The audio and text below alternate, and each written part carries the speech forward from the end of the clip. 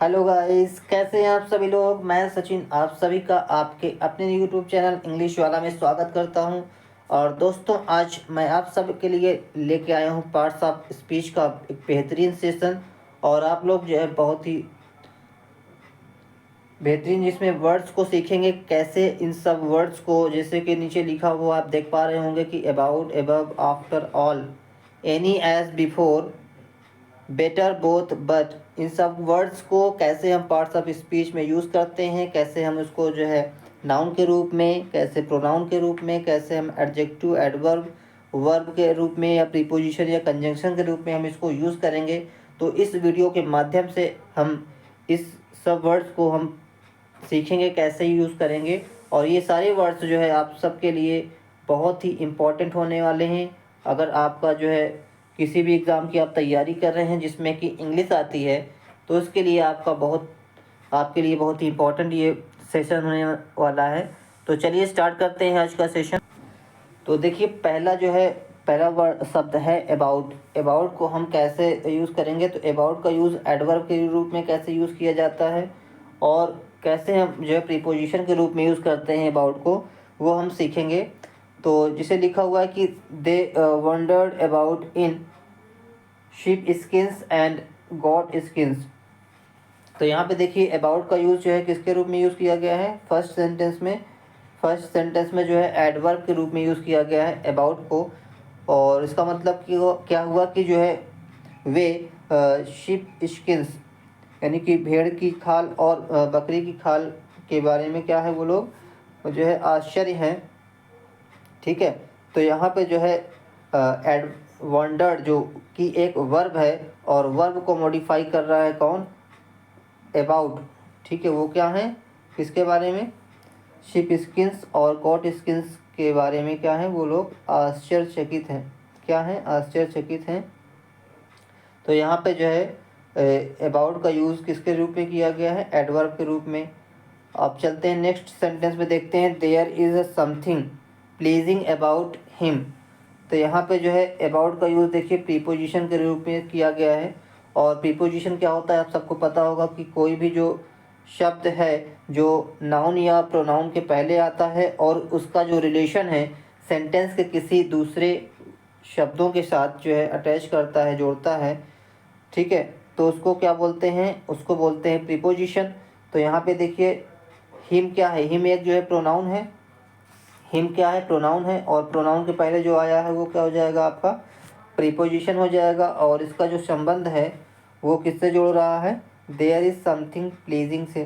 ठीक है, तो ये आपका हो जाएगा प्रोनाउन। तो अबाउट के बारे में हमने जाना कि एडवर्ब के रूप में कैसे यूज़ किया जाएगा और प्रीपोजिशन के रूप में कैसे यूज़ किया जाएगा। अब जानते हैं एबव का यूज़। एबव का हम यूज़ कैसे करेंगे, एडवर्ब के रूप में, कैसे प्रीपोजिशन, एडजेक्टिव, और कैसे हम नाउन के रूप में यूज़ करेंगे एबव का यूज़। तो देखिए फर्स्ट सेंटेंस है कि the heavens are above. Heavens जो है वो कहाँ पे है, ऊपर है। तो यहाँ पे एबव जो है वो एडवर्ब के रूप में यूज़ किया गया है। क्यों, क्योंकि जो है आर जो है क्या है, एक वर्ब होता है। आर क्या होता है, आर एक वर्ब होता है। और वर्ब को जो मॉडिफाई करता है उसको क्या कहते हैं, वर्ब को जो मॉडिफाई करता है उसको क्या कहते हैं, उसको कहते हैं एडवर्ब कहते हैं। ठीक है, तो इसलिए आपका जो है एबव क्या हो जाएगा, फर्स्ट सेंटेंस में एडवर्ब हो जाएगा। अब जो है देखते हैं कैसे हम जो है प्रीपोजिशन के रूप में यूज़ करेंगे एडवर्ब को। तो लिखा हुआ है the moral law is above the civil. Moral law क्या है, वो सिविल से यानी कि नागरिकों से क्या होता है, ऊपर होता है। जो नैतिक कानून होते हैं वो नागरिकों से क्या होते हैं, ऊपर होते हैं। पहली चीज़ कि जो प्रीपोजिशन के बाद हमेशा देखेंगे आप लोग कि प्रीपोजिशन के बाद हमेशा नाउन आता है। क्या आता है, नाउन आता है। और द सिविल क्या है, एक नाउन है। तो इसलिए आपका एबव क्या हो जाएगा, प्रीपोजिशन हो जाएगा। और द सिविल जो कि एक नाउन है, इसका जो संबंध है वो किससे अटैच कर रहा है, द मॉरल लॉ से। क्योंकि प्रीपोजिशन का काम क्या होता है, किसी नाउन या प्रोनाउन के पहले आकर उसका जो रिलेशन है, संबंध है, किसी दूसरे शब्दों के साथ जोड़ना। ठीक है, तो इसलिए आपका एबव क्या हो जाएगा, यहाँ पे जो एबव है वो प्रीपोजिशन के रूप में यूज़ किया गया है। और इसी के साथ बढ़ते हैं अगले सेंटेंस पे। कैसे एडजेक्टिव के रूप में यूज़ किया जाता है एबव का, वो जान लेते हैं। जैसे लिखा हुआ है analyse the above sentence, analyse the above sentence. तो यहाँ पे सेंटेंस क्या होता है, वाक्य जो है वो क्या होता है, एक नाउन होता है। और नाउन को जो मॉडिफाई करता है, जो उसकी विशेषता बताता है, उसको क्या कहते हैं, उसको कहते हैं एडजेक्टिव। तो यहाँ पे एबव क्या हो जाएगा, एडजेक्टिव हो जाएगा। एनालाइज द एबव सेंटेंस, उपर्युक्त वाक्य को क्या करना है, एनालाइज करना है, विश्लेषण करना है। ठीक है, आई थिंक आपको यहाँ तक क्लियर होगा। और अगर कोई डाउट है तो प्लीज़ आप कमेंट बॉक्स में लिखिएगा। और प्लीज़ अगर आपको वीडियो पसंद आ रही है तो प्लीज़ वीडियो को लाइक शेयर और सब्सक्राइब ज़रूर करें। ठीक है, ताकि इसका बेनिफिट आपके अपने फ्रेंड फैमिली मेम्बर्स को भी हो सके। बढ़ते हैं अगले जो एग्जांपल की तरफ। और अगला एग्जांपल है एबव का यूज़ कैसे हम नाउन के रूप में करेंगे, कैसे नाउन के रूप में यूज़ किया गया है। जैसे लिखा हुआ है our blessings come from above, our blessings come from above. तो फ्रॉम देखिए आपका प्रीपोजिशन होता है, तो सबको पता होगा कि फ्रॉम क्या होता है, प्रीपोजिशन होता है। और प्रीपोजिशन के बाद अभी मैंने बताया कि क्या आता है, नाउन आता है। तो प्रीपोजिशन के बाद हमेशा नाउन आता है, तो इसलिए आपका एबव क्या हो जाएगा, नाउन हो जाएगा। क्लियर, ठीक है। तो ये यहाँ तक आपका क्लियर हो गया। बढ़ते हैं नेक्स्ट वर्ड की तरफ। और नेक्स्ट वर्ड है आप सबके सामने आफ्टर। ठीक है, आफ्टर का यूज़ कैसे यहाँ पे एडवर्ब, प्रीपोजिशन, एडजेक्टिव या कंजंक्शन के रूप में किया जाएगा, वो हम सीखते हैं। तो देखिए फर्स्ट सेंटेंस लिखा हुआ है कि दे अराइव्ड सून आफ्टर, दे अराइव्ड सून आफ्टर, वे जल्दी ही पहुंच गए। तो यहाँ पे आफ्टर का जो यूज़ है वो किस रूप में आया है, एडवर्ब के रूप में आया है। वो कैसे पहुंच गए, जल्दी ही पहुंच गए। यहाँ पे आफ्टर का सेंस क्या आ रहा है, ही का सेंस आ रहा है। और जो है किसको मॉडिफाई कर रहा है, अराइव्ड, जो कि एक वर्ब है, इसको मॉडिफाई कर रहा है। इसलिए क्या हो जाएगा, इसलिए आपका जो आफ्टर क्या हो जाएगा, ये आप कह सकते हैं सून को मॉडिफाई कर रहा है, या सून को और भी जो है ज़्यादा एम्फोसाइज कर रहा है। इसलिए भी जो है आपका ये एडवर्ब हो जाएगा। एडवर्ब क्या होता है, जो कि एडजेक्टिव, वर्ब या फिर एडवर्ब को मॉडिफाई करता है, वो क्या होता है, एडवर्ब कहलाता है। पढ़ते हैं अगले एग्जाम्पल की तरफ। आफ्टर का यूज़ कैसे जो है प्रीपोजिशन के रूप में किया जाएगा, वो सीखते हैं। ठीक है, लिखा हुआ है कि ही टेक्स आफ्टर हिज फादर, ही टेक्स आफ्टर हिज फादर। मतलब वो टेक आफ्टर एक क्या है, टेक आफ्टर एक फ्रेजल वर्ब है। क्या है, फ्रेजल वर्ब है। और जो है आफ्टर जिसमें कि प्रीपोजिशन के रूप में यूज़ किया गया है, इसका मतलब क्या हुआ वो देख लेते हैं कि ही टेक्स आफ्टर हिज फादर, वो अपने पिता के समान दिखता है। यहाँ पे इसका ये मतलब होता है कि वो अपने पिता के समान दिखता है। ठीक है, तो यहाँ पे आफ्टर का यूज़ किसके रूप में किया गया है, प्रीपोजिशन के रूप में। और क्यों, क्योंकि ये है आफ्टर एक जो है नाउन या प्रोनाउन के पहले आया है। और इसका जो रिलेशन है, हिज फादर का रिलेशन किससे ऐड कर रहा है, ही से ऐड कर रहा है। ठीक है, ही से जोड़ा जा रहा है, इसलिए आपका आफ्टर क्या हो जाएगा, प्रीपोजिशन हो जाएगा। अब जान लेते हैं कैसे आफ्टर का यूज़ एडजेक्टिव के रूप में किया गया है। ठीक है, आफ्टर का यूज़ कैसे एडजेक्टिव के रूप में किया गया है वो देख लीजिए। जैसे लिखा हुआ है after ages she shall sings his glory. ठीक है, यानी कि युगों युगों के बाद उसकी जो ग्लोरी का गीत गाएंगे। ठीक है, इसका क्या मतलब हुआ, युगों युगों के बाद उसकी ग्लोरी का जो गीत है वो क्या करेंगे, गाएंगे। तो यहाँ पे एजेस क्या है, एजेस एक नाउन है और नाउन को मॉडिफाई कर रहा है कौन, आफ्टर। तो इसलिए आपका जो है क्या हो जाएगा, आफ्टर एडजेक्टिव हो जाएगा। ठीक है, यहाँ तक क्लियर है। चलिए आगे चलते हैं और कैसे जो है आफ्टर का यूज़ कंजंक्शन के रूप में किया गया है वो हम सीख लेते हैं। लिखा हुआ है कि we went away after they had left. यहाँ पे देखिए कंजंक्शन कब होता है, कंजंक्शन के रूप में जब यूज़ किया जाता है जब दो सेंटेंस को जो है ऐड करने या फिर जोड़ने का काम होता है। लिखा हुआ है वी वेंट अवे, हम जो है चले गए। दे had left, they had left, तो कहने का मतलब उनके जाने से पहले हम चले गए। सॉरी, उनके जाने के बाद, यहाँ पे आफ्टर का सेंस क्या आएगा, बाद आएगा। उनके जाने के बाद हम चले गए। तो यहाँ पे आफ्टर का सेंस जो है जो आया है ये एक कंजंक्शन के रूप में यूज़ किया गया है, और कंजंक्शन कब आता है, जब दो सेंटेंस को जोड़ा जाता है। तो इसलिए आपका जो है आफ्टर क्या हो जाएगा, कंजंक्शन हो जाएगा। बढ़ते हैं अगले वर्ड की तरफ। अगला वर्ड क्या है दोस्तों, अगला वर्ड है ऑल। और ऑल का यूज़ कैसे जो है यहाँ पे किया गया है, कैसे जो है ऑल का यूज़ एडजेक्टिव के रूप में, एडवर्ब के रूप में, प्रोनाउन या फिर नाउन के रूप में किया जाएगा, वो हम सीखते हैं।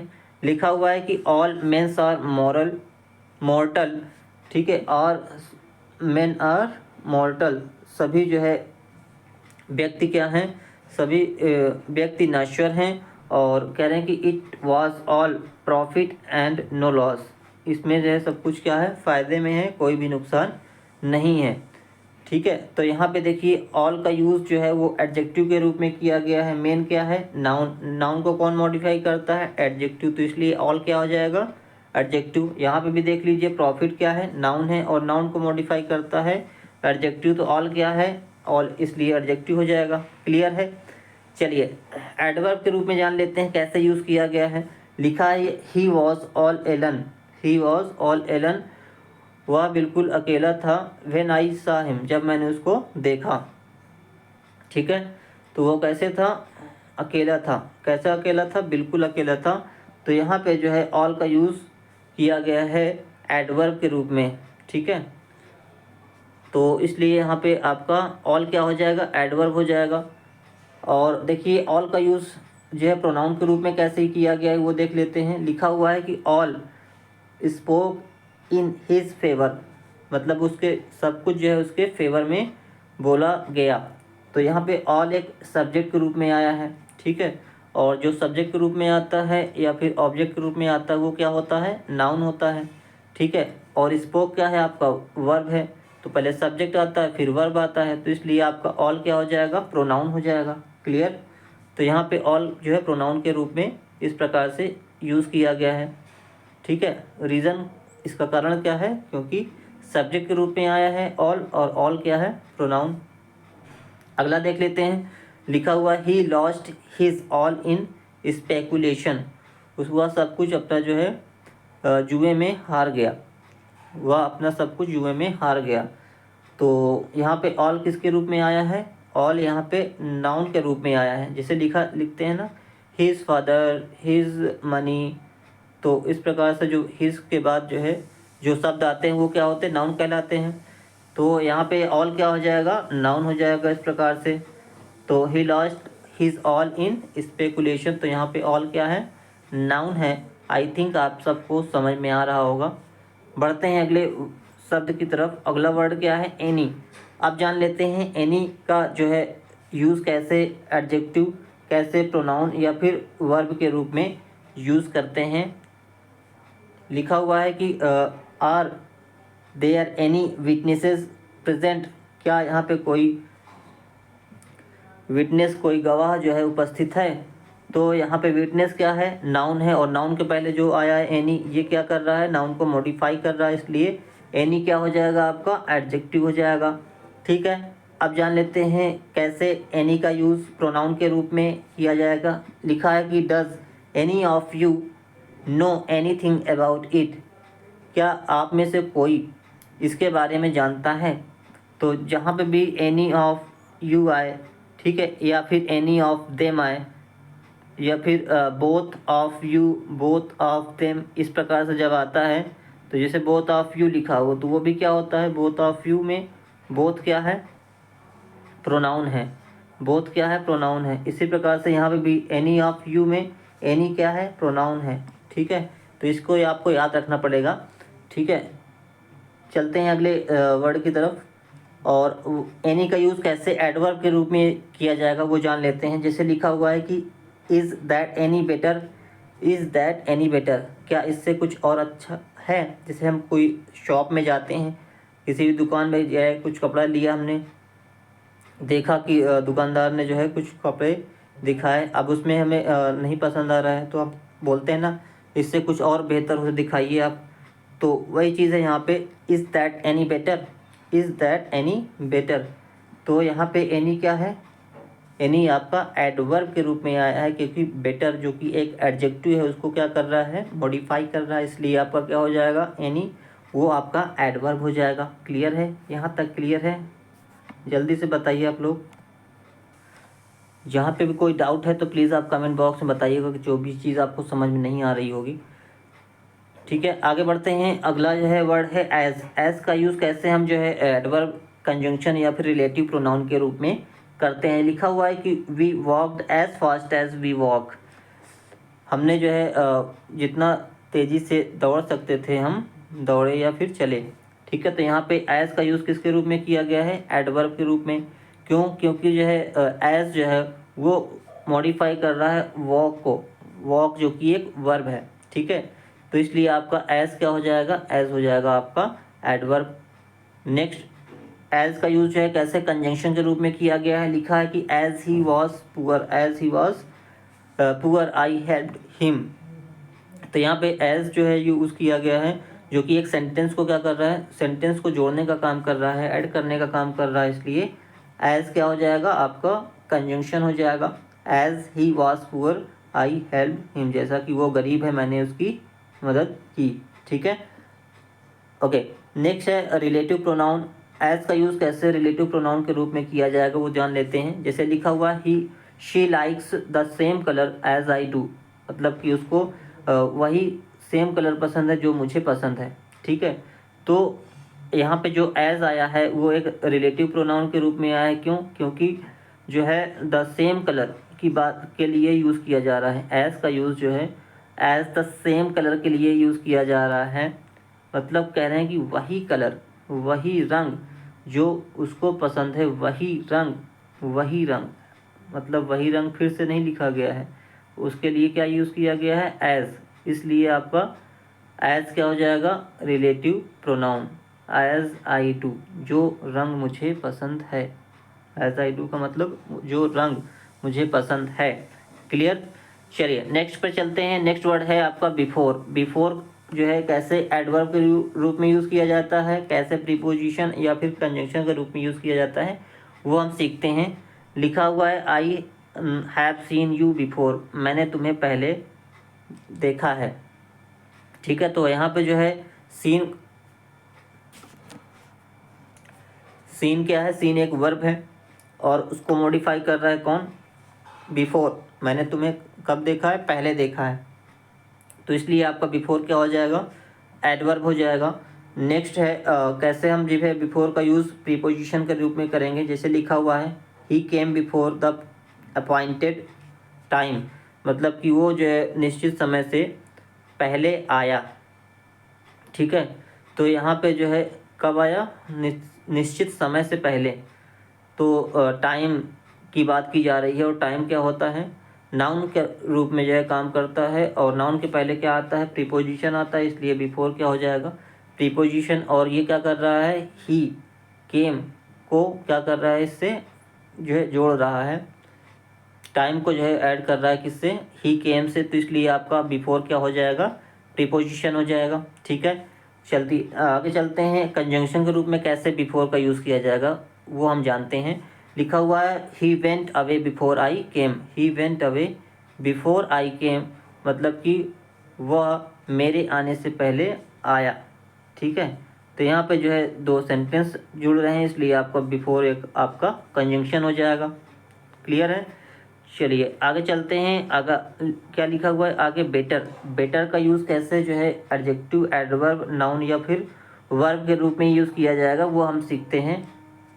लिखा हुआ है क्या कि I think yours is better plan, मुझे लगता है कि तुम्हारा जो प्लान है वो बेहतर है। तो यहाँ पे प्लान क्या है, प्लान एक नाउन है और नाउन को जो मॉडिफाई करता है वो क्या होता है, एडजेक्टिव। तो यहाँ पे बेटर क्या हो जाएगा, एडजेक्टिव। ओके, नेक्स्ट है आई नो बेटर, मुझे अच्छी तरह से पता है। यहाँ पे क्या कर रहे हैं, मुझे अच्छी तरह से पता है, तो नो को, नो की क्या है, एक वर्ब है और वर्ब को मॉडिफाई कर रहा है बेटर, इसलिए आपका बेटर क्या हो जाएगा, एडवर्ब। क्लियर? ओके, अब जान लेते हैं कैसे नाउन के रूप में यूज़ किया जाएगा बेटर्स को। लिखा हुआ है give place to your betters, अपने से बेहतर को स्थान दो कहते हैं जब जैसे कोई आया, अगर आपसे कोई सीनियर है, आपसे अधिक जो है नॉलेजेबल है, रिस्पेक्टेबल है, ठीक है, सम्मानीय कोई व्यक्ति आता, कहते हैं ना आइए आइए बैठिए, तो उसकी बात की जा रही है। Give place to your betters, यहाँ बेटर्स जो है यूज़ किया गया है किसके रूप में, नाउन के रूप में। जैसे अभी हमने बताया, अभी मैंने बात की कि इसके बारे में, जैसे लिखा हुआ his father, his sister, your father, your parents. तो इस प्रकार से जब आता है तो क्या होता है, योर के बाद क्या आता है, नाउन आता है। तो इसलिए आपका बेटर्स क्या हो जाएगा, उस प्रकार से आप समझ सकते हैं कि बेटर क्या हो जाएगा, आपका बेटर्स नाउन हो जाएगा यहाँ पे। क्लियर है। नेक्स्ट है कैसे वर्ब के रूप में यूज़ किया जाएगा बेटर को, वो हम जान लेते हैं। लिखा हुआ है the boxes with which he provided me better the sample fraud. लिखा हुआ है कि इसका मतलब क्या हुआ कि बॉक्सेस जो मुझे जो प्रोवाइड किया गया था, प्रदान किया गया था, वो उसका नमूना क्या था, कैसा था, बेहतर था। उसका नमूना क्या था, बेहतर था। तो यहाँ पे जो है बेटर्ड का यूज़ किया गया है जो कि एक वर्ब है। ठीक है, चलिए आगे चलते हैं। अगला है शब्द क्या है, बोथ। बोथ का यूज़ कैसे एडजेक्टिव, प्रोनाउन या फिर कंजंक्शन के रूप में किया जाएगा वो हम जान लेते हैं फटाफट। लिखा हुआ है कि you can not have it both, आप जो है दोनों तरह से फ़ायदा नहीं ले सकते। ठीक है, इसका क्या मतलब हुआ कि आप दोनों तरह से लाभ नहीं ले सकते हैं। वेज क्या है, वेज बताइए आप लोग क्या है, यहाँ पे नाउन है, करेक्ट। और बोथ क्या हो जाएगा, एडजेक्टिव हो जाएगा, नाउन को मॉडिफाई कर रहा है इसलिए। क्लियर है। प्रोनाउन जान लेते हैं, बोथ ऑफ देम। अभी जैसे मैंने बताया कि बोथ ऑफ देम, ठीक है, और एनी ऑफ यू, इस प्रकार से आया तो एनी क्या होता है, वहाँ पे हमने पढ़ा था ना, प्रोनाउन था। इसी प्रकार से यहाँ बोथ क्या हो जाएगा, प्रोनाउन हो जाएगा। Both of them are dead, तो यहाँ बोथ क्या हो जाएगा, प्रोनाउन। क्लियर। चलिए कंजंक्शन के बारे में जान लेते हैं। बोथ का यूज़ कंजंक्शन के रूप में कैसे किया गया है। लिखा हुआ है both the cashier and the accountant are Hindus. मतलब जो है कैशियर और अकाउंटेंट दोनों क्या हैं, हिंदू हैं। मतलब ये सेंटेंस एक्चुअली ऐसे था कि the cashier was are Hindu, sorry the cashier is Hindu और द अकाउंटेंट इज़ हिंदू। तो दोनों को जोड़ दिया गया किससे, बोथ से। और बोथ के साथ एंड आता है, ये भी आपको याद रखना है, बोथ के साथ क्या आता है, एंड आता है। ठीक है, जो कि यहाँ पे लिखा हुआ है। तो इसलिए आपका जो है बोथ क्या हो जाएगा, आपका कंजंक्शन हो जाएगा। क्लियर। चलिए आगे चलते हैं। बट का यूज़ कैसे किया गया है, एडवर्ब, प्रीपोजिशन, कंजंक्शन या फिर रिलेटिव प्रोनाउन के रूप में।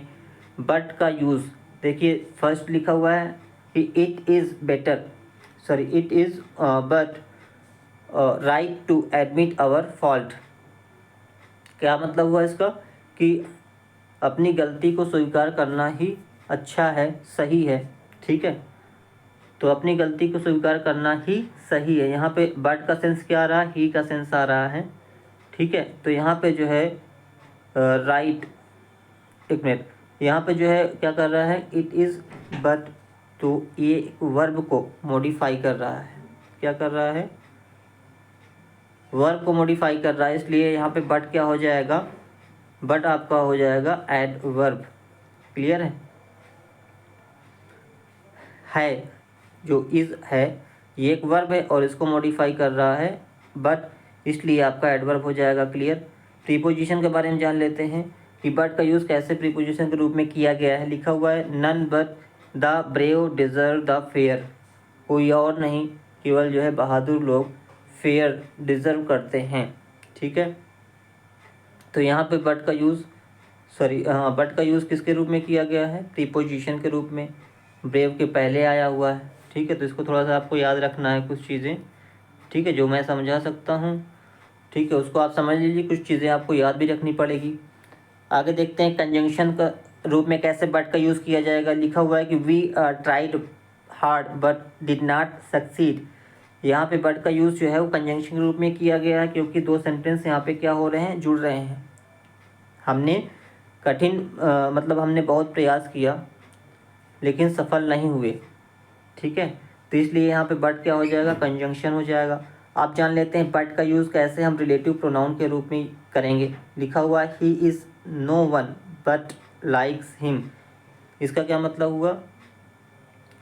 इसका मतलब हुआ कि who does not like him, उसको कौन नहीं पसंद करता, सब लोग पसंद करते हैं, ये कहने का मतलब। ठीक है, who does not like him. तो यहाँ पे जो है बट का यूज़ रिलेटिव प्रोनाउन के रूप में आया है। ठीक है, इसको भी आपको याद रखना पड़ेगा, there is no one but like him. ठीक है, आगे चलते हैं। डाउन का वर्ड जो है कैसे एडवर्ब, प्रीपोजिशन, एडजेक्टिव, नाउन या फिर वर्ब के रूप में किया जाएगा। लिखा हुआ down went the royal George. क्या मतलब हुआ कि रॉयल जॉर्ज कहाँ गए? नीचे गए। तो वेंट को मॉडिफाई कर रहा है डाउन, इसलिए आपका एडवर्ब हो जाएगा। ठीक है, लिखा है नेक्स्ट कि the fire engine came rushing down the हिल। ठीक, तो यहाँ पे क्या है, जो हिल है, हिल से क्या हो रही है, जो फायर इंजन है वो नीचे आ रही है। ठीक है, तेज़ी से नीचे आ रही है। कहाँ से आ रही है? हिल से। जैसे लिखा हुआ ना फ्रॉम हिल, जैसे ये फ्रॉम का सेंस दे रहा है, इसलिए आपका डाउन क्या हो जाएगा, आपका ये आपका प्रीपोजिशन हो जाएगा। और नेक्स्ट देख लेते हैं कि एडजेक्टिव के रूप में कैसे डाउन का यूज़ किया जाएगा। लिखा हुआ है कि the porter was killed by the down train. Means colleague जो है वो नीचे आ रही ट्रेन से मारा गया। तो यहाँ पे डाउन का यूज़ किसके रूप में किया गया है? एडजेक्टिव के रूप में, क्योंकि ट्रेन के पहले आया है और ट्रेन को क्या कर रहा है? मॉडिफाई कर रहा है। कौन सी ट्रेन? जो नीचे ट्रेन आ रही थी उस ट्रेन से। ठीक है, तो इसलिए डाउन क्या हो जाएगा यहाँ पे? डाउन यहाँ पे एडजेक्टिव हो जाएगा। अगला देख लेते हैं नाउन के रूप में कैसे यूज़ किया गया है डाउन को। लिखा हुआ है कि he has seen the ups and down of life. उसने जीवन में उतार चढ़ाव देखे हैं। ठीक है, उतार चढ़ाव, ऊपर नीचे जिसको कहते हैं। तो ये अप्स एंड डाउन क्या होता है? ये भी आपका नाउन होता है। तो अप्स भी नाउन है, डाउन भी यहाँ पे नाउन है। ठीक है, लास्ट देख लेते हैं, आज के सेशन का लास्ट है। और डाउन का जो है यूज़ कैसे वर्ब के रूप में किया जाएगा। लिखा हुआ डाउन द टायरेंट। ठीक है, डाउन द टायरेंट। तो यहाँ पे डाउन का यूज़ किसके रूप में किया गया है? वर्ब के रूप में किया गया है। ठीक है, तो ये हो गया आपका जो है कुछ इंपॉर्टेंट वर्ड। और प्लीज़ वीडियो को लाइक, शेयर और सब्सक्राइब करें।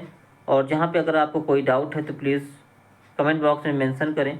ठीक है, मैं आपको और बेहतर से बेहतर समझाने का प्रयास करूँगा। और लाइक करके, शेयर करके मुझे भी मोटिवेट करें। इस वीडियो के बारे में अपना जो है राय प्रस्तुत करें, बताएं कि इसमें और क्या इम्प्रूवमेंट किया जा सकता है। ठीक है, thank you for watching this video. जय हिंद, जय भारत।